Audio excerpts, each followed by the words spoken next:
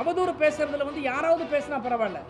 ஒரு பொறுப்புமிக்க அமைச்சர், அதான் நான் சொல்கிறேன். போன ப்ரெஸ் மீட்டை கூட நேற்று வரைக்கும் நீங்கள் பிளாக் டிக்கெட்டு சினிமா தேட்டரில் விற்றுந்ததெல்லாம் இருக்கலாம்.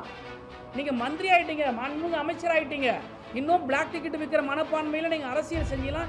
எதிர்கால தலைமுறைக்கு எதை சொல்ல போகிறீங்க? நீங்கள் கணக்கு தீர்க்கப்படணும் என்ன அர்த்தம்? அப்போ ஆதவ யோஜனா இன்னும் 41 பேரை இதே மாதிரி ஒரு துயர சம்பவத்தை ஏற்பாடு பண்ணுறாரா?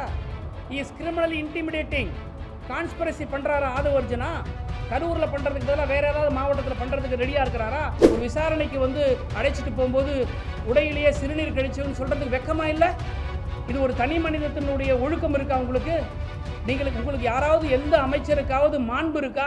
பொது வழியில் எப்படி காலில் விழுந்தா கூட நாங்கள் சேர்த்துக்க மாட்டோங்கிறீங்க. அப்போ என்ன தூத்துக்குடி எஸ்பி அனிதா ராதாகிருஷ்ணன் காலில் விழுந்தாரா? 5 மணி நேரம் என்ன நடந்து உள்ள அப்போ? ஆனால் 7 மணி நேரம் 5 மணி நேரம் வந்து கைது செய்யப்பட்டு எஸ்பி ஆஃபீஸில் கொண்டு போய் உட்கார வச்சு இன்ட்ராகேஷன் நடக்குதுன்னா அது என்ன மர்மம் என்று எல்லோரும் வேடிக்கை பார்த்து கொண்டிருந்தோம், எதிர்பார்த்து கொண்டிருந்தோம். ஆட்சி அதிகாரத்தில் உட்காந்து தினம் தினம் ஃபைலை பார்க்கறதுக்கு துப்பு இல்லை. நீங்கள் என் கூட இப்போ வாங்க செக்ரட்டரியேட்டுக்கு, விரிச்சோடு இருக்குது செக்ரட்டரியேட்டில். ஐஏஎஸ் ஆஃபீஸர்லாம் காலையில் 10 மணிக்கு வராங்க, 5 மணிக்கு போயிட்டே இருக்கிறாங்க. எந்த துறை இயங்குதுன்னு விஜய்க்கு தெரியுமா? எத்தனை கோப்புகள் நகர்ந்து இருக்குதுன்னு யாருக்காவது தெரியுமா? எந்த திட்டத்தை வந்து ரிவ்யூ பண்ணியிருக்காங்கன்னு தெரியுமா? ப்ரெஸ் மீட்டை கூப்பிட்டு விஜய் இது வரைக்கும் நான் வந்து 55 நாள் ஆகுது, 56 நாள் ஆகுது, இது வரைக்கும் நான் வந்து இவ்வளோ வேலை செஞ்சுருக்கேன்றதை அவர் சொல்லியிருக்கிறாரா? மாற்றம்னு சொன்னீங்களே, நாங்கள் ஆட்சிக்கு வந்த உடனே மாற்றம் கொடுத்துருவோம் நாங்கன்னு சொன்னீங்களே, என்ன மாற்றம் கொடுத்தீங்க? கட்சி மாற்றம் தான் கொடுத்துருக்கீங்க. அதிமுகவில் இருக்கிறவனை கொண்டு வந்து தாவேக்கால மாற்றி கொண்டாந்து இந்த கட்சியில் சேர்க்குற மாற்றம் தானே தவிர வேறு எந்த மாற்றமும் கிடையாது. இன்றைக்கி சனிக்கிழமை ரெஸ்ட் எடுத்துங்க, வீக்கெண்டு சண்டே ஜாலியாக ரெஸ்ட் எடுங்க. ஏன்னா எல்லாருமே என்ன சினிமாக்காரங்க தானே இவங்கெல்லாம். சண்டே ரெஸ்ட் எடுத்துங்க. அட்லீஸ்ட் திங்கக்கிழமையிலேருந்து கோட்டைக்கு வாங்க, நாட்டு மக்களுக்கு உருப்படியான கோப்புகளை பாருங்கள், திட்டங்களை கொடுங்க. அதை விட்டுட்டு தினம் தினம் சினிமா காட்சிகள் போல் இரவுல அரங்கேற்றுற போல் இந்த கைது பண்ணுறேன், நான் அரெஸ்ட் பண்ணுறேன், இந்த மாதிரியான நடவடிக்கையில் மேற்கொள்வீர்கள். நேற்றைக்கு திரு விஜய்க்கு மூக்கு அறுக்கப்பட்டது போல, இந்த அரசாங்கத்திற்கு மூக்கு அறுக்கப்பட்டது போல இது போன்ற மூக்கறுப்புகள் நடைபெறும். திரு விஜய் அரசினுடைய மூக்கு அறுக்கப்பட்டிருக்கிறது. இது பொய்யான வழக்கு. இந்த வழக்கில் இவரை வந்து கைது செய்து சிறைக்கு அனுப்ப வேண்டிய முகாந்திரம் இல்லை என்ற அடிப்படையில் நேற்றைக்கு அனிதா ராதாகிருஷ்ணன் அவர்களுக்கு ஜாமீனை வழங்கி நீதிமன்றம் உத்தரவு பிறப்பித்ததன் மூலம் இந்த குதிரை பேர சர்க்கார் முதல் முறையாக மூக்கறுக்கப்பட்டிருக்கிறது என்பது வெட்ட வெளிச்சமாகியிருக்கிறது. ஆட்சிக்கு வந்து 55 நாட்களை கடந்தும் கூட நிர்வாகத்தை பற்றி கவலைப்படாத தாவேக அரசு தினந்தோறும் திராவிட முன்னேற்ற கழகத்தின் மீது எந்த குற்றங்களை சுமத்தலாம் என்று சிந்தித்து ஒவ்வொரு நாளும் ஒவ்வொரு கதையை அரங்கேற்றி வருகிறார்கள். அந்த வகையில் தான் திரு அனிதா ராதாகிருஷ்ணன் அவர்கள் மீது ஒரு அவதூறு வழக்கு போடுறதில் கைது பண்ண வேண்டிய அவசியம் கிடையாது. வரிந்து கட்டிக்கிட்டு வந்து அனிதா ராதாகிருஷ்ணன் கைது பண்ண வேண்டிய அவசியம் என்ன? 29ஆம் தேதி அன்னைக்கு அனிதா ராதாகிருஷ்ணன் அவர்களுக்கு காவல்துறை ஆத்தூர் காவல் நிலையம் வந்து நீங்கள் 30ஆம் தேதி வந்து எங்கள் முன்னால் ஆஜராகி நீங்கள் சாட்சியம் அளிக்க வேணும், உங்களை விசாரிக்க வேணும்னு சொல்லிட்டு 29ஆம் தேதி அன்னைக்கு அனிதா ராதாகிருஷ்ணன் அவர்களுக்கு ஒரு அழைப்பாணை கொடுக்குது காவல்துறை.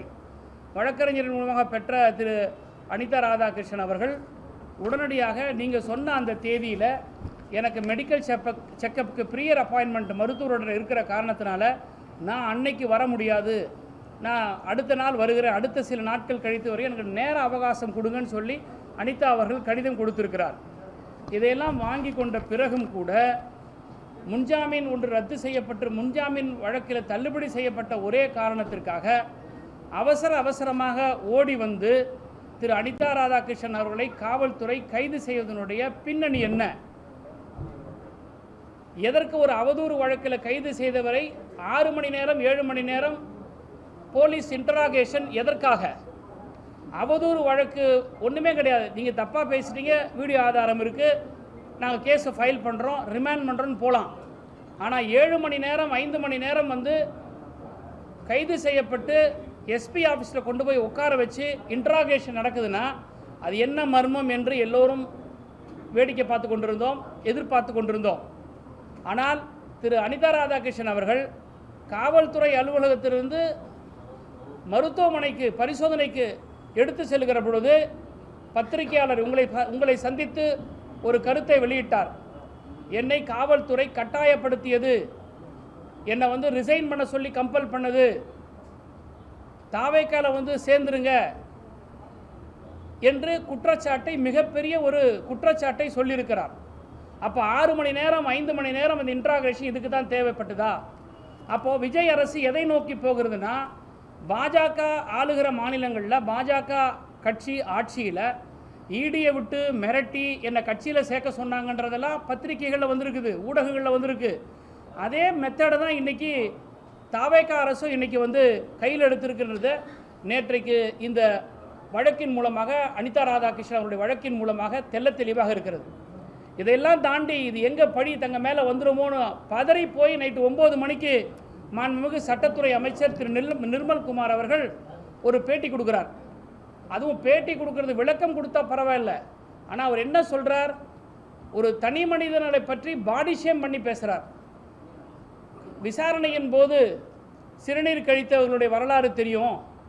அனிதா ராதாகிருஷ்ணன் என்ன ரவுடி, அவரு அனிதா ராதாகிருஷ்ணனால் தென்னகத்தில் அமைதிக்கு குந்தகம் விளைவிக்கிறாரு, அனிதா ராதாகிருஷ்ணன் கட்ட பஞ்சாயத்து செய்கிறாரு, இப்படிலாம் யார் சொல்கிறாருன்னா, உசிலம்பட்டியில் 420 புகார் கொடுத்த உக்கரபாண்டிங்கிற ஒருத்தர் இதே சட்டத்துறை அமைச்சர் திரு நிர்மல்குமார் மேலே நில மோசடி புகார் கொடுத்திருக்கிறார். உக்கரபாண்டிங்கிறவர் உசிலம்பட்டியில்.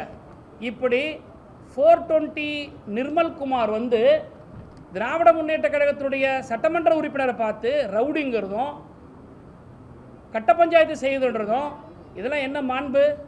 ஒரு சட்டத்துறை அமைச்சர் பொதுவெளியில் பத்திரிகையாளர்களை பார்த்து பேசும்போது உங்கள் மேல் சுமத்தப்பட்டிருக்கிற குற்றச்சாட்டை தவறு இல்லைன்னு மறுத்து பேசுங்க, இல்லை நாங்கள் சொல்லக்கூடிய குற்றச்சாட்டு உண்மைக்கு புறம்பானது நீங்கள் பொதுவெளியில் எடுத்து போடுங்க. அதை விட்டுட்டு நீங்கள் தனி மனிதரை தாக்குகிற வகையில் நீங்கள் பேசுகிறீங்கன்னா இது எப்படிப்பட்ட சர்க்கார்? ஆதவர்ஜுனன் நேற்றுக்கு ஒரு பேட்டி கொடுக்குறார். கரூரில் நடந்த சம்பவத்திற்கு கொன்று குவித்த கட்சி திராவிட முன்னேற்ற கழகம், கொன்று குவித்தவர் என்று எங்கள் தலைவருடைய பேரை சொல்கிறார். இது எந்த விதத்தில் நியாயம்? அப்போ அவதூறாக பேசக்கூடிய அந்த ஆதவ் அர்ஜுனா ஏன் கைது பண்ணாமல் இன்னும் வேடிக்கை பார்த்துட்டு இருக்குது? யாரை ரவுடின்னு சொல்கிறாரு திரு நிர்மல்குமார்? இன்னைக்கு மரிய வில்சன் நிதித்துறை அமைச்சராக இருக்கிறாரு, வீடு பூந்து தாக்கி இருக்கிறார். அதுக்காக இன்றைக்கு நீதிமன்றத்தால் சம்மன் அனுப்பப்பட்டு, ஏன் வாரண்ட் அனுப்பப்பட்டு நீ ஆஜராகுன்னு சொல்லியிருக்கிறாங்க. ஒரு பவுடர் மினிஸ்டர் மேலே குற்றச்சாட்டு இருக்குது, ஸ்ரீவைகுண்டம் சட்டமன்ற உறுப்பினர் மேலே குற்றச்சாட்டு இருக்குது, அமைச்சர்கள் திரு நிர்மல்குமார் மேலே 420 இருக்குது. இப்படி கிரிமினல் அடங்கிய கேபினட்டை வைத்துக்கொண்டு, இன்னும் சொல்ல போனால் கேபினட்டுடைய தலைமை அமைச்சராக இருக்கக்கூடிய திரு விஜய் மீது குதிரை பேர ஊழல் குற்றச்சாட்டு சுமத்தி இருக்கிறோம். திரு வைகோ பேசியிருப்பதை நான் இதே 2 நாட்களுக்கு முன்னாடி ஊடகங்களில் நான் சொல்லியிருக்கிறேன். அப்போது கிரிமினல் பின்னணி கொண்ட கேபினட்டாக தான் இருக்கிறது, குற்றவாளிகள் நிரம்பிய கேபினட்டாக இருக்கிறது. இப்படி கிரிமினல் பின்னணியும் குற்றவாளிகள் நிரம்பிய கேபினட்டாக இருக்கக்கூடிய தாவேகா அரசாங்கம் திராவிட முன்னேற்ற கழகத்தை பார்த்து கேள்வி கேட்பதற்கு துளியும் அருகதை இல்லை.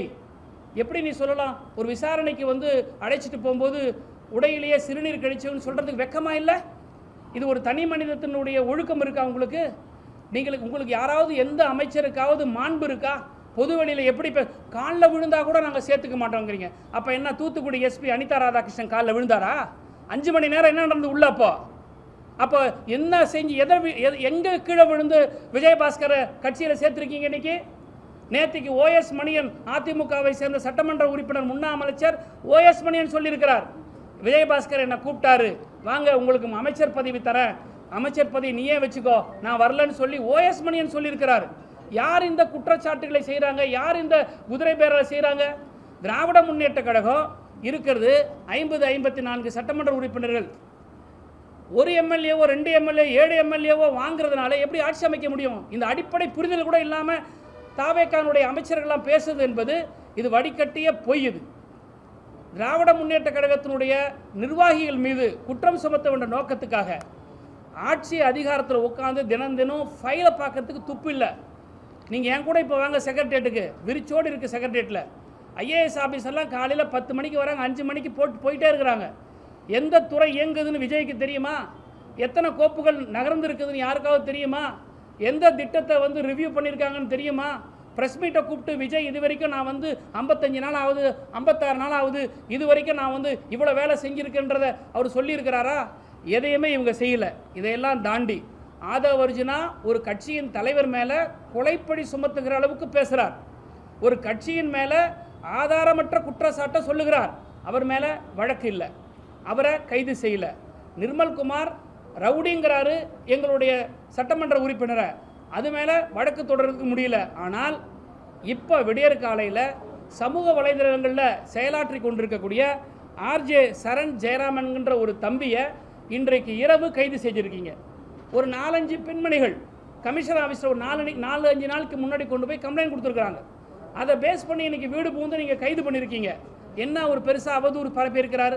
அவதூறு வழக்குகளை கைது செய்ய வேண்டிய அவசியம் என்ன? இதே புகார் கொடுத்த அந்த 4-5 பெண்மணிகளுடைய இன்ஸ்டாகிராம் ரீல்ஸை போய் காவல்துறை போட்டு பார்க்க சொல்லுங்கள். திராவிட முன்னேற்ற கழகத்தினுடைய நிர்வாகிகள் மீது எவ்வளோ அவதூறாக பேசியிருக்காங்க, எவ்வளோ தரந்தாழ்ந்து பேசியிருக்கிறாங்க. சென்னை மாநகர மேயரை பற்றி எவ்வளோ தரந்தாழ்ந்து பேசியிருக்கிறாங்க. திராவிட முன்னேற்ற கழகத்தில் இருக்கக்கூடிய பெண்கள் செயல்பாட்டாளர்களை எப்படி தரந்தாழ்ந்து பேசியிருக்கிறாங்க. அப்போ அந்த கம்ப்ளைண்ட் கொடுத்துருக்கிற பெண்மணியெல்லாம் ரொம்ப யோக்கியமாக சமூக வலைதளங்களில் கையாண்டிருக்கிறாங்களா? இதையெல்லாம் கைது செய்வதற்கு முடியாமல், தப்பு செய்கிறவங்களை கைது செய்யாமல் விசாரிக்கிறதுக்கு முன்வராத இந்த அரசாங்கம் இன்றைக்கு மடை மாற்றுவதற்காக மாற்றம்னு சொன்னீங்களே. நாங்கள் ஆட்சிக்கு வந்தவுடனே மாற்றம் கொடுத்துருவோம் நாங்கன்னு சொன்னீங்களே. என்ன மாற்றம் கொடுத்தீங்க? கட்சி மாற்றத்தை தான் கொடுத்துருக்கீங்க. அதிமுகவில் இருக்கிறவனை கொண்டு வந்து தாவேக்கால மாற்றி கொண்டாந்து இந்த கட்சியில் சேர்க்குற மாற்றம் தானே தவிர வேறு எந்த மாற்றமும் கிடையாது. இன்றைக்கி ஜூவியிலே ஆனந்த விகடனில் வந்து தலையங்கம் எழுதியிருக்கிறாங்க. மேரிஸ் ஹோட்டலில் பேச்சுவார்த்தை நடந்தது. என்னென்னு, விஜயபாஸ்கரை நாங்கள் கட்சியில் சேர்க்கணும், அதிமுக ஒரு செக்ஷன் வாங்க, உங்களுக்கு நாங்கள் அமைச்சர் பதவி கொடுக்குறோம் அப்படின்னு சொல்லி 25 பேரை இவங்க பேசுனது உண்மையினுடைய அடிப்படையில் தான் ஃப்ளோரில் மாற்றி ஓட்டி போட்டுக்கிறாங்க.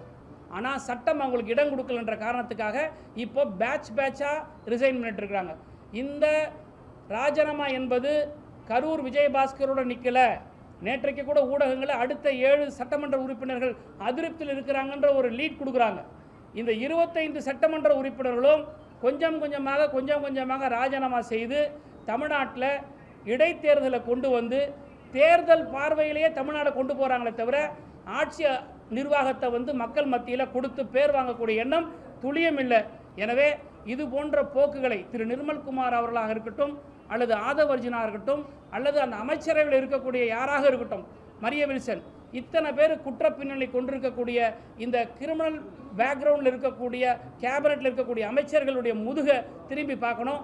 திராவிட முன்னேற்ற கழகத்தின் மீது அவதூறு பரப்புவதை நிறுத்தி இனி முதல் கொண்டாவது இன்றைக்கி சனிக்கிழமை ரெஸ்ட் எடுத்துங்க, வீக்கெண்டு சண்டே ஜாலியாக ரெஸ்ட் எடுங்க. ஏன்னா எல்லாருமே எல்லாம் சினிமாக்காரங்க தானே இவங்கெல்லாம். சண்டே ரெஸ்ட் எடுத்துங்க. அட்லீஸ்ட் திங்கக்கிழமையிலேருந்து கோட்டைக்கு வாங்க, நாட்டு மக்களுக்கு உருப்படியான கோப்புகளை பாருங்கள், திட்டங்களை கொடுங்க.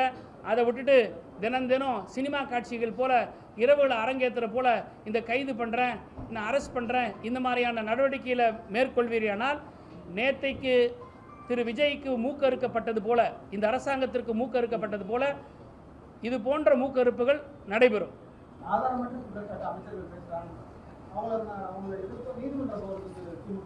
நிச்சயமா இப்போ நேற்றைக்கு பேசியிருக்கிறாரு சட்டத்துறை அமைச்சர் அனிதா ராதாகிருஷ்ணன் சட்டமன்ற உறுப்பினர் மூலமாக நிச்சயமாக வழக்கு காவல் நிலையத்தில் கொடுக்க போகிறாங்க. அதுக்கான வேலைகளை பார்த்துட்டு இருக்கிறாங்க.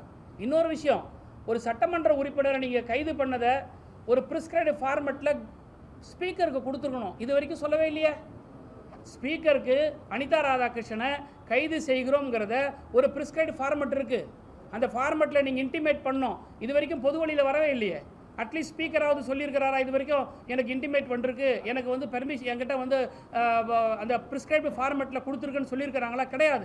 எல்லாமே வந்து சட்டத்துக்கு புறம்பா.